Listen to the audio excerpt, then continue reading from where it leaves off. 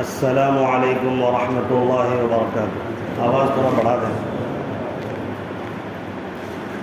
الحمد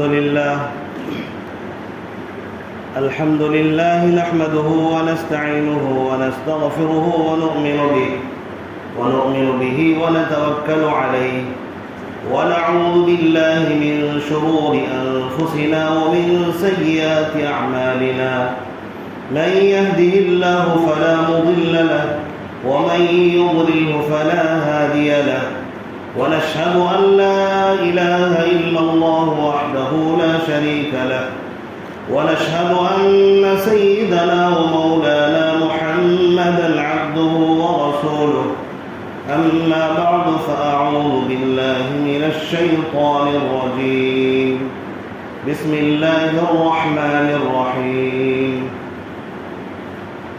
قالوا حرقوه وانشروا آلهتكم إن كنتم فاعلين، قلنا يا نار كوني بردا وسلاما على إبراهيم، صدق الله العظيم۔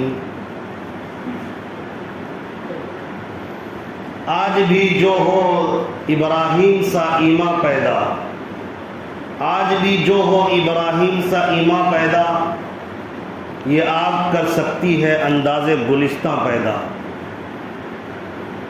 میرے واجب الاحترام بزرگوں اور بھائیوں اور اسلام کے غیور فرزندوں اور نوجوان دوستوں،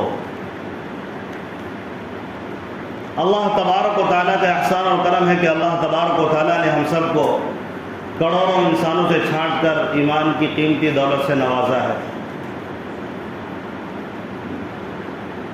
اللہ تبارک و تعالی ہمیں موقع دیتا ہے اپنی عبادت کا، نیکیاں جمع کرنے کا، تاکہ ہم اللہ تبارک و تعالی کے بارگاہ میں کامیاب ہو جائیں، ایمان کی حفاظت کر سکیں۔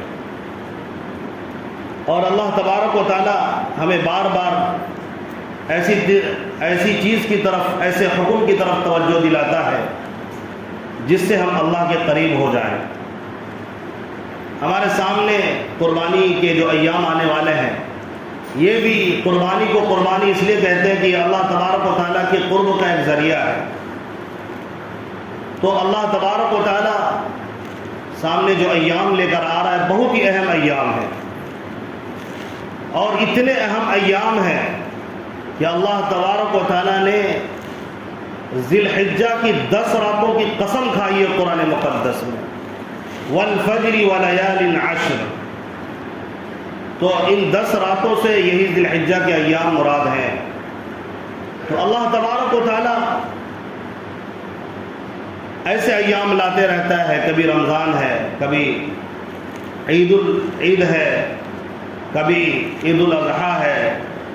تو اللہ تبارک و تعالی یہ ایام لاتا ہے تاکہ ہم اللہ تبارک و تعالی کے قریب ہو جائیں، اور ایسے اوقات بھی ہمارے پاس اللہ تعالیٰ لے کر آتا ہے جس سے ہم اللہ کے قریب ہو جائیں، جیسے نماز کے اوقات ہیں۔ نماز کے اوقات میں نماز کو ادا کر کے ہم اللہ تبارک و تعالیٰ کی قربت حاصل کر سکتے ہیں، اور اللہ تبارک و تعالیٰ کی قربت پر ہی عزت ہے اور نجات کا دار و مدار ہے۔ یہ ہم اپنی دماغوں میں ایمان والے ہونے کی حیثیت سے محفوظ کر لیں ہمیشہ کے لیے، کہ اللہ تبارک و تعالیٰ کے جب ہم قریب ہو گئے تو ہم کسی کے قریب ہو یا نہ ہو اس کی کوئی پرواہ کرنے کی ضرورت نہیں۔ جب اللہ تبارک و تعالیٰ ہم سے خوش ہو جائے، ہم سے راضی ہو جائے، اب ہم سے کوئی خوش ہو یا نہ ہو اس کی پرواہ نہیں کرنی چاہیے۔ میں نے عرض کیا تھا کہ حضرت ابراہیم علیہ السلام کے واقعے کو سمجھیں گے تو قربانی کے راز سے واقف ہو جائیں گے، قربانی کی حکمت سے ہم واقف ہو جائیں گے۔ اللہ تبارک و تعالیٰ نے حضرت ابراہیم علیہ السلام کو جو آزمایا، ظاہر ہے اللہ تعالیٰ خود کہہ رہا ہے کہ میں نے آزمایا ہے، اور جس کو اللہ تبارک و تعالیٰ کہے میں نے آزمایا تو اللہ کی آزمائش چھوٹی نہیں ہوگی، ظاہر ہے کہ بڑی آزمائش ہوگی، اور اس میں جو کامیاب ہو جائے اس پر اللہ کا یہ کہنا کہ یہ کامیاب ہو گیا، ظاہر ہے یہ کامیابی بھی بہت بڑی کامیابی ہے۔ اسی کو اللہ نے قرآن میں کہا وَإِذِ ابْتَلَىٰ إِبْرَاهِيمَ رَبُّهُ بِكَلِمَاتٍ فَأَتَمَّهُنَّ، کہ جب ہم نے ابراہیم علیہ السلام کو آزمایا، یعنی اللہ تبارک و تعالیٰ کہہ رہے ہیں جب اس کے رب نے ابراہیم کو آزمایا تو پورے طور پر کامیاب ہو گئے۔ تو پہلی آزمائش کا تذکرہ کرتے ہوئے میں نے کہا تھا وہ ایسے ماحول میں پیدا ہوئے جہاں کفر و شرک اور بت پرستی ہو رہی تھی۔ ایک شخص بھی پورے روئے زمین پر ایسا نہیں تھا جو اللہ تبارک و تعالیٰ کو مانے، اللہ کو خالق مانے، اللہ کو رب مانے۔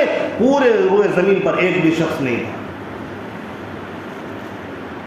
یہ کہنا بہت آسان ہے، ماحول کے اندر اللہ کی عبادت کرنا، ماحول سے اپنے آپ کو بچا کر چلنا آسان نہیں ہوتا۔ ایک آدمی دیکھتا ہے کہ ہر شخص، ایک آدمی مثال کے طور پر شرابیوں کے ساتھ رہتا ہے، اٹھنا بیٹھنا شرابیوں کے ساتھ ہوتا ہے۔ کیا مجھے کوئی اس بات کی گارنٹی دے سکتا ہے کہ وہ شراب نہ پیے؟ صرف ساتھ بتائے بہت مشکل ہے۔ کوئی چوروں کے ساتھ بیٹھتا ہے، کیا وہ چوری نہیں کرے گا؟ کوئی زانیوں کے ساتھ بیٹھتا ہے، اٹھتا ہے اور اس کے ساتھ رہتا ہے مستقل، تو کون مجھے اس کی گارنٹی دے سکتا ہے کہ وہ زنا نہیں کرے گا؟ اگر کوئی بندہ گناہ میں ملوث ہے، ماحول کا اثر اس پر پڑتا ہے، لیکن بندے کا کمال یہ ہے کہ ماحول میں رہتے ہوئے وہ اللہ کے حکموں پر چلے، ماحول سے متاثر نہ ہو بلکہ ماحول کو متاثر کرے۔ یہ بندے کا کمال ہے۔ ایمان کا کمال تو یہ ہے جہاں پر ہم موجود ہیں وہاں گناہ کے اڈے ہو، گناہ کے محفلیں ہو، گناہ جرائم ہو رہے ہو، کفر و شرک کی گندگیاں ہو، لیکن ان گندگیوں سے بچ کر نکل جانا، لوگوں کو متاثر کر دینا، یہ ایمان کا کمال ہے۔ یہ کوئی کمال نہیں ہے کہ کوئی آدمی مسجد کے اندر بیٹھ جائے اور اللہ اللہ کرنے لگے، باہر ہی نہ نکلے۔ یہ تو ٹھیک ہے، اچھی بات ہے، نیکی کر رہے ہیں، لیکن کمال تو یہ ہے بازار میں رہے، دکان میں رہے، جب مؤذن کہے حی علی الصلاۃ، آؤ نماز کی طرف، حی علی الفلاح، آؤ کامیابی کی طرف، اس کو بند کرے اور دوڑ جائے مسجد کی طرف۔ یہ ہے کمال، بندے کا یہ کمال ہے کہ دنیاوی ماحول میں رہتے ہوئے دنیا سے متاثر نہیں ہوا، سب کچھ کو چھوڑ دیا اور اللہ تبارک و تعالیٰ کے حکموں کی فرما برداری کے ساتھ وقت کو گزارا۔ سارے دکاندار جھوٹ بولتے ہیں، لیکن اس میں ایک شخص ایسا ہے جو جھوٹ نہیں بولتا، دھوکہ نہیں دیتا اور لوگوں کو صحیح قیمت پر مال فروخت کرتا ہے۔ یہ اس بندے کا کمال ہے۔ کمال یہ نہیں کہ سارے جھوٹ بولتے، اگر میں ہی بول دیا تو کیا فرق پڑتا ہے؟ اور ایک جگہ سارے تجارت کرنے والے سچے ہیں، وہاں پر سچ بول رہا ہے تو یہ تو ماحول کا اثر ہے۔ آج کل شادیوں کے اندر جو جرائم ہو رہے ہیں، میں یہ بتانا چاہ رہا ہوں حضرت ابراہیم علیہ السلام کے واقعے سے ہمیں کیا سبق ملتا ہے۔ یہ قرآن کوئی واقعات کی کتاب نہیں ہے۔ اگر کوئی واقعہ بیان کرتا ہے اس کے پیچھے اللہ تبارک و تعالیٰ کچھ سبق دینا چاہتا ہے کہ سمجھو ایک شخص کفر و شرک کے گھرانے میں پیدا ہوتا ہے جہاں باپ بھی کافر اور پورا کا پورا خاندان کافر اور مشرک ہے، وہاں پر وحدانیت کو بیان کرنا اور اس پر عمل کرنا، اللہ کی عبادت کرنا، یہ اتنا آسان نہیں ہے۔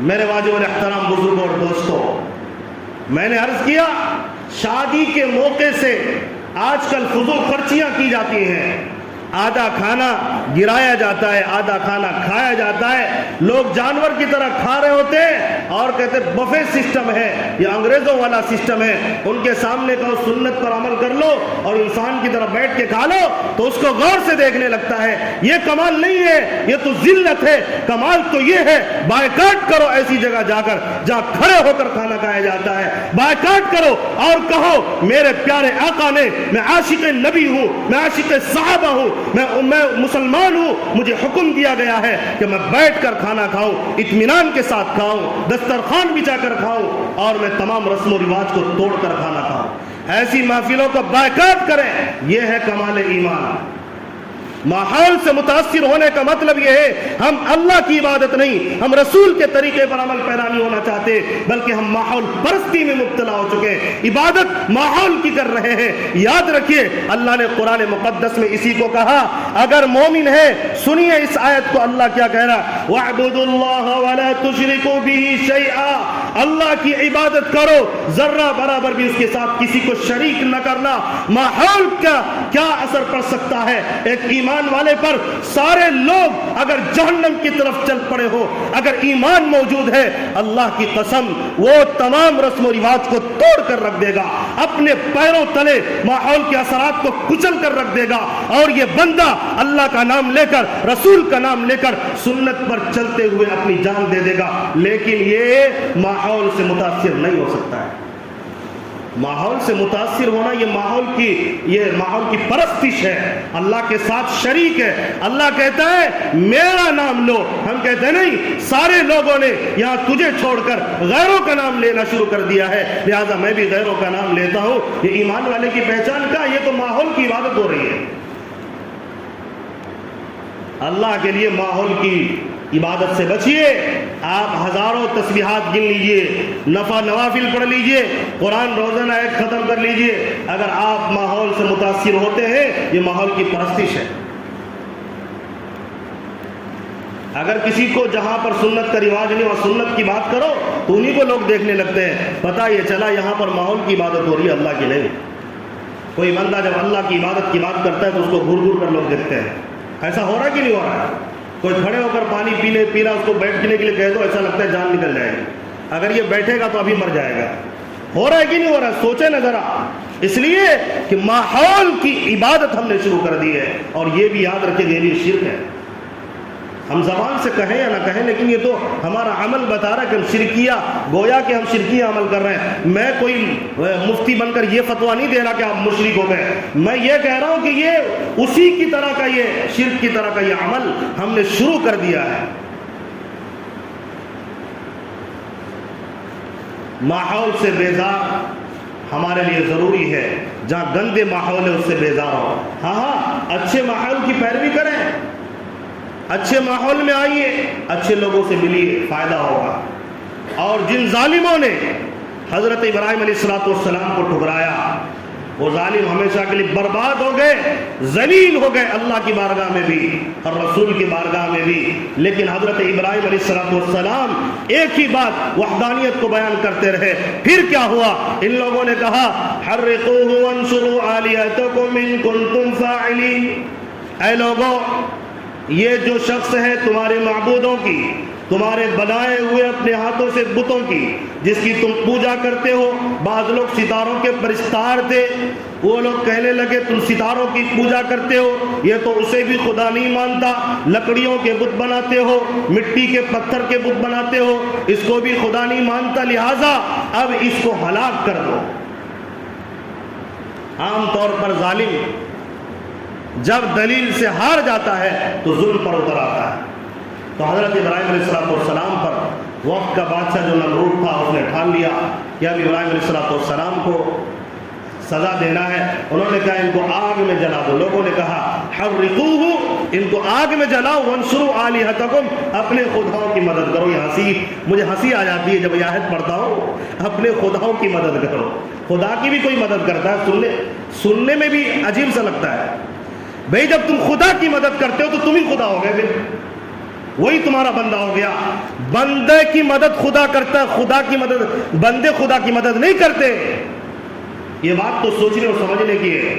یہ آیت جب بھی میں پڑھتا ہوں میں سمجھتا ہوں کہ اللہ کا کتنا بڑا احسان و کرم ہے کہ اللہ تبارک و تعالیٰ نے کروڑوں انسان جو اس گمراہی میں مبتلا ہے کہ وہ چاہتے ہیں کہ وہ خدا کی حفاظت کرے، وہ اپنے خداؤں کی مدد کرے، اللہ کا شکر ادا کرنا چاہیے۔ اللہ نے ہمیں سمجھایا کہ خدا وہ ہوتا ہے جو سب کی مدد کرتا ہے، سب کی حفاظت کرتا۔ خدا اتنا مجبور نہیں ہوتا، بلکہ خدا ذرہ برابر بھی مجبور نہیں ہوتا کہ وہ دوسروں سے مدد حاصل کرے پھر وہ اپنی حفاظت کرے۔ خدا اپنی بھی حفاظت کرتا ہے، خدا ایک ایک مخلوق کی حفاظت کرتا ہے، اور وہی خدا ہو سکتا ہے۔ لیکن ان لوگوں نے کہا کہ چلو خدا کی مدد کرتے ابراہیم کو جلا دو، خدا کی مدد ہو جائے گی۔ یعنی حضرت ابراہیم علیہ السلام ہمارے خدا کو کیا کریں گے؟ برباد کر کے رکھ دیں گے۔ جب وہ خدا ہوتے تو ابراہیم کیسے برباد کر دیتے؟ سوچنے کی بات ہے نا، سمجھنے کی بات ہے۔ ہم کوئی مومن ہے، ایمان پر ہے اور اسلام پر ہے، ہمارے پاس اللہ کے فضل و کرم سے ایسے ٹھوس دلائل ہیں، اس کا جواب کسی کے پاس نہیں سوائے یہ کہ وہ جھوٹ بولے۔ دنیا کا سب سے بڑا جھوٹ یہ ہے کہ اللہ تبارک و تعالیٰ کے ساتھ کوئی شریک ہو جائے. اس سے بڑا جھوٹ اور اس سے بڑا ظلم کوئی نہیں ہو سکتا. جس کے ساتھ کوئی شریک ہو جائے, جس کے کام میں کوئی مدد کرنے لگے, وہ خدا ہو ہی نہیں سکتا ہے. جس کو مدد کی ضرورت پڑ جائے کسی کی, خدا اکیلا سب کچھ کرتا ہے, اکیلا نظام چلاتا ہے, اکیلا نظام کائنات چلاتا ہے. آج گرمی ہو رہی ہے, لوگ تڑپ رہے ہیں, کیوں نہیں ساری مخلوقات مل کر بارش کا ایک قطرہ برسا دیتے ہیں؟ بلائیے نا کون خدا ہے جو اللہ کے علاوہ بارش کو برسا دے. نہیں آ رہی سمجھ میں بات؟ میرے دوستوں بزرگوں, بات سمجھنے کی ہے. تو اسے سبق ملا, ماحول کے اندر رہ کر ماحول کو متاثر کرنا یہ کمال ہے, ماحول سے متاثر ہو جانا یہ کمال نہیں ہے. اپنے اخلاق اور کردار سے وہاں کے ماحول کو بنائیں, اچھے ماحول پیدا کریں.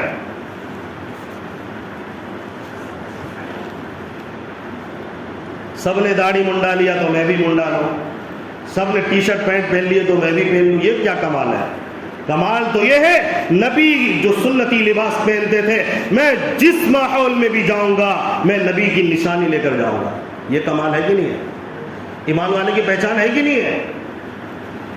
اس کے بعد ان لوگوں نے جب ارادہ کیا ان کو آگ میں ڈالا جائے, روایتیں بہت ساری ہیں, میں تفصیل میں نہیں جاتا.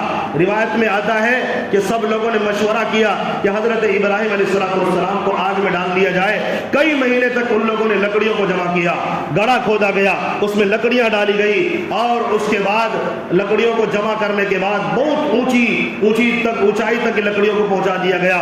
لکڑیاں یہاں تک کہ ایسا ماحول پیدا ہو گیا تھا کہ لوگ جب بیمار پڑتے تو یہ منت مانتے تھے, اگر میں صحیح ہو گیا, بتوں کے لیے منت مانتے تھے, اگر میں صحیح ہو گیا, بیماری ٹھیک ہو گئی تو میں ابراہیم کو جلانے کے لیے لکڑی جمع کروں گا, اتنے لکڑی دوں گا. تو یہ ماحول پیدا ہو گیا حضرت ابراہیم علیہ السلام کو جلانے کے لیے. چنانچہ لکڑیاں جمع کر لی, ایندھن ڈال دیا گیا, اور حضرت ابراہیم علیہ السلام کو دور سے کسی منجنیق کے اندر جو ایک جھولے کی شکل کا ہوتا ہے کہ اسے کھینچ کر چھوڑا جائے تو اگر اس کے اندر کوئی چیز ہے تو وہاں جا کے پڑ جائے, اس طرح کا بنایا. شیطان بھی اس میں پیش تھا, اس نے بھی ساتھ دیا, لوگوں کو سمجھایا کہ اس طرح ابراہیم علیہ السلام کو آگ میں ڈالا. تو حضرت ابراہیم علیہ السلام کو زبردستی اس کے اندر بٹھایا گیا اور اس کے اندر ڈالا گیا. اتنے میں فرشتے آتے ہیں, حضرت جبرائیل علیہ السلام آ کر عرض کرنے لگتے ہیں اگر کوئی حکم ہو تو میں آپ کی مدد کروں.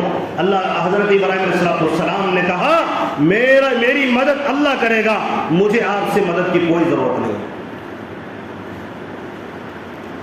جس اللہ تبارک و تعالیٰ کے فرما برداری کی وجہ سے, جن کی وحدانیت کے اعلان کی وجہ سے آج میں آپ کے حوالے کر رہا ہوں, وہی اللہ مجھے بچانے والا ہے, لہذا مجھے آپ کی مدد کی ضرورت نہیں. بارش کے فرشتے آ گئے, کہنے لگے اگر حکم ہو تو بارش برسا دیں. کہا کہ نہیں آپ جائیں. فرشتے نازل ہوئے کہ مدد کر دیں, لیکن وہ ایک ہی بات کہہ رہے تھے, نہیں میں تو اللہ جو کہے گا وہی کروں گا. اسی کو کہتے ہیں خلیل اللہ, اللہ کے جگری دوست.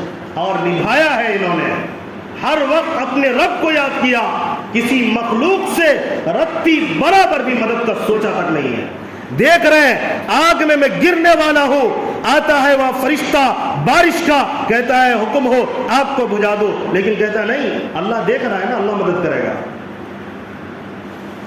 اس کے بعد اللہ تبارک و تعالیٰ نے آپ کو حکم دیا یا نار کونی بردا وسلاما علی ابراہیم, اے آگ ابراہیم علیہ السلام پر ٹھنڈی ہو جا.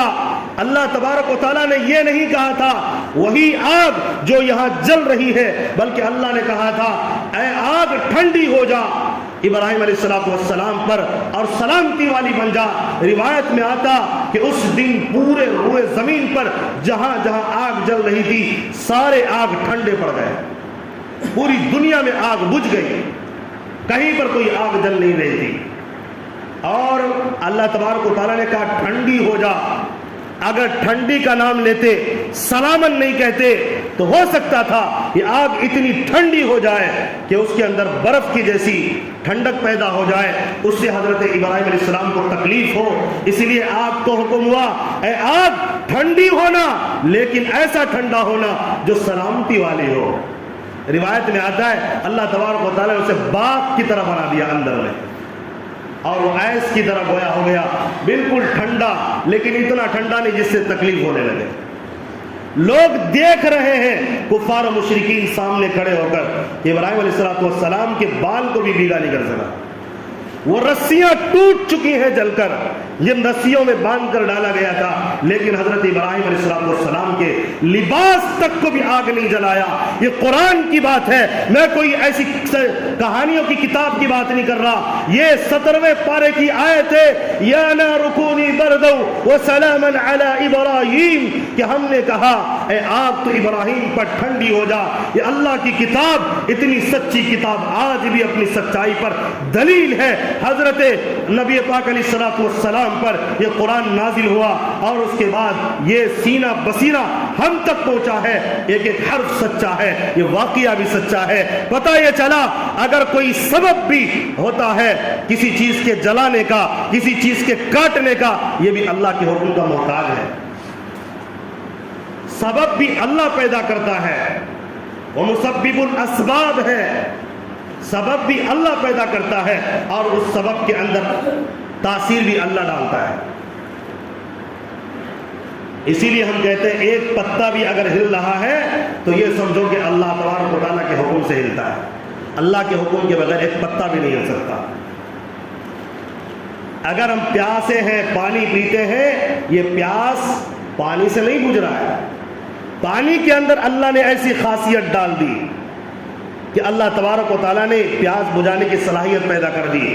اب وہ صلاحیت کی وجہ سے پانی کا حکم ہے، جب میرے بندے پیاسے ہو اور تجھے پیے تو تو اس کی پیاس کو بجھا دینا۔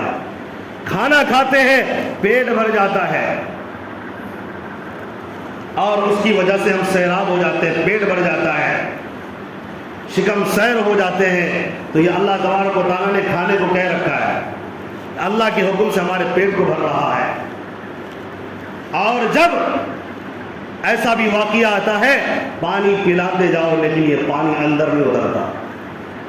بیمار جب کبھی آدمی بہت زیادہ بیمار پڑ جاتا ہے اور قے کی بیماری شروع ہو جائے تو پھر کھانا ڈالو، پانی ڈالو، کوئی چیز اثر نہیں کرتی، یہاں تک کہ کھائے پیے بغیر آدمی دنیا سے رخصت ہو جاتا ہے۔ تو اللہ تبارک و تعالیٰ اس کے اندر صلاحیت پیدا کرتا ہے، ایک تو ایکسپٹ کرنے کی۔ ایسا بھی ہو سکتا ہے نا کہ پانی پیے تو بھوک ختم ہو جائے اور کھانا کھائے تو پیاس ختم ہو جائے، لیکن اللہ تبارک و تعالیٰ نے جن کو جس حکم پر لگایا وہ ڈیوٹی اپنی نبھا رہے ہیں۔ سورج کو کہہ دیا ہے کہ 12 سورج تم صبح سے لے کے شام تک اگے رہنا، وہ سورج اپنی ڈیوٹی پوری کر رہا ہے۔ کسی علاقے میں کہہ دیا دو دن تک سورج نکلنا نہیں ہے، دو دن تک وہاں رات ہے، کہیں کہہ دیا کہ 14 دن تک رات رہنا ہے، 14 دن رہنا ہے۔ اللہ کے حکم سے یہ سورج اپنی ڈیوٹی وہاں ایسے ایسے اوقات میں نبھا رہے ہیں۔ پتہ یہ چلا کسی بھی چیز میں نفع اور نقصان کا مالک بھی اللہ ہے۔ حضرت ابراہیم علیہ السلام پھر وہاں سے بعض روایت کے مطابق 40 دن کے بعد اس آگ سے نکلتے ہیں اور بہت ہی اچھی حالت میں نکلتے ہیں۔ پھر اللہ تبارک و تعالیٰ کی طرف سے حکم ہوتا ہے اب یہاں تو تمہاری قوم ماننے والی نہیں ہے، لہٰذا اس وطن کو بابل کو چھوڑ کر ملک شام چلے جاؤ۔ حضرت ابراہیم علیہ السلام وہاں سے ملک شام کی طرف کوچ کر جاتے ہیں۔